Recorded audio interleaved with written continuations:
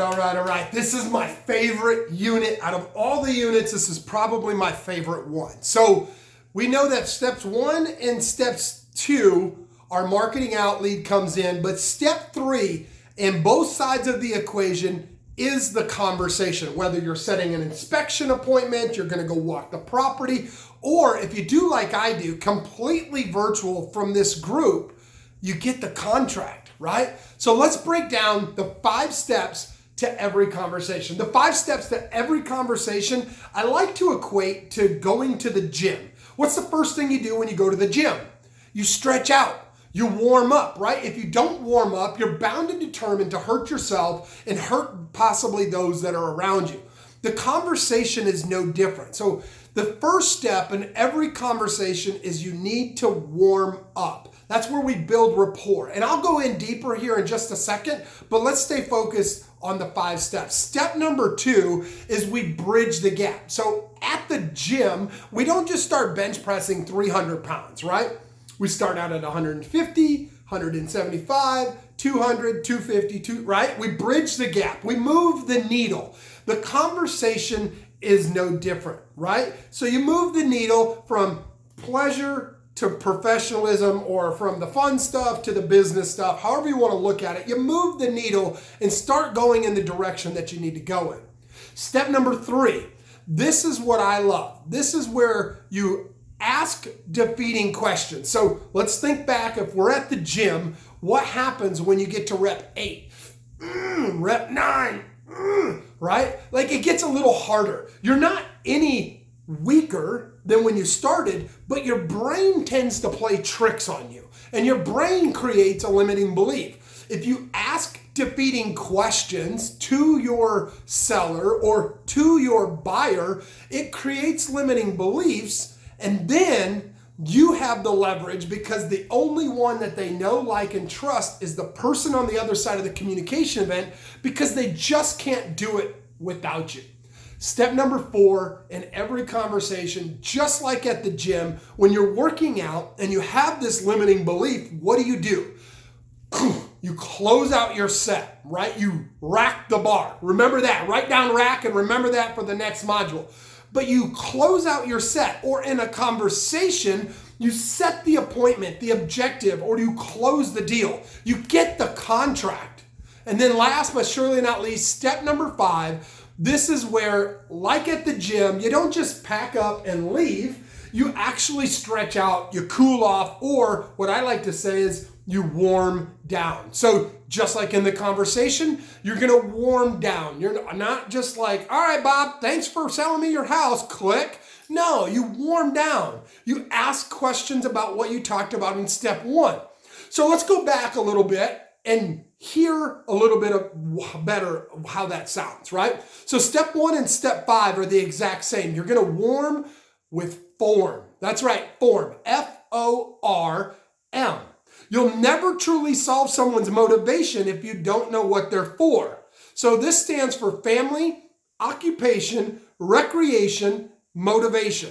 So you'll always solve someone's motivation if you know what they're for. So in step 1, you're going to ask 3 to 5 questions about their family, about their job or their occupation, and 3 to 5 questions about what they do for fun. So that conversation may sound like, hey, this is Bryce, how are you? Great. Hey, it sounds awfully quiet over there. You must be working from home like everybody else nowadays. Gosh, that's great. What kind of work do you do? Boom, now you're talking about work. How long have you been doing it? Man, does the wife or kids ever get in your way? Starting to talk about family. Oh, wow, they do. That's gotta be frustrating. Notice what I'm doing there? I'll tell you a little bit more about that. How many kids do you have, right? Or how long have you been married? Now you're talking about work and family. Man, you got a lot on your plate. What kind of things do you do for fun? Oh, wow, you fish? Nice. What kind of fish do you enjoy catching?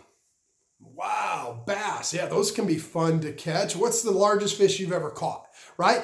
Ask 3 to 5 questions about what they're for, and you'll always solve their motivation. Now, we bridge the gap by simply saying something that makes them feel like everybody else in the same situation. And what I mean by that is people love to be like other people, right? We've heard the term keeping up with the Joneses. So one way that I like to bridge the gap is like, hey, Bob, most people that I talk to want to know what I do and how I do it, but more importantly, they want to know how much I can offer for their house. Do you have those same types of questions? Of course they're going to say yes. And besides that, tell me, why are you looking to sell your house today? I'm going to firm it up. I'm going to bridge the gap. And now we can start talking about the business, right? It's giving them peace of mind that you know, like, and trust each other, that you care about them, right? Because people don't care how much you know until they know how much you care. And so when you talk about their family, their occupation, their recreation, and then you make them feel like everybody else that's been in their shoes, guess who's the savior? Guess who's the one that comes in and gets the deal 9 out of 10 times? Guys like I do, and guys and gals just like you that follow this process. Now, once we bridge the gap, step number 3, we're going to ask defeating questions. So I'm not just asking questions like how many bedrooms, how many baths, what's the square footage? No, sure, I ask those types of questions, but I do it in a way that makes them feel like I know what I'm talking about. So I'm like, hey, Bob, what's the address of the property you want to sell today? Oh, wow, it looks like your property's a 3-bedroom, 2-bath, 2-car garage. Is that correct? Notice the uptick. It creates a doubt or curiosity. No, it's actually 4-bedroom, 2-bath. Oh, fantastic. So you got a little bit more square footage than what you're getting taxed for. You're winning already. Tell me a little bit more about the place. And then shut up and listen. No matter what they say, you want to rack them. And I'm going to talk about that in the next video. So make a mental note. You wrote it down earlier. We're going to focus on the rack. So now once you've racked them and you ask a question like, wow, so you put a new kitchen in. How long ago was it that you did that? Notice the uptick on the end of that question. Every question that you ask should have an uptick at the end that makes it seem like you're curious, in turn doubting what they're saying, right? So when they put a new kitchen in, but it was 10 years ago, wow, you put a kitchen in 10 years ago?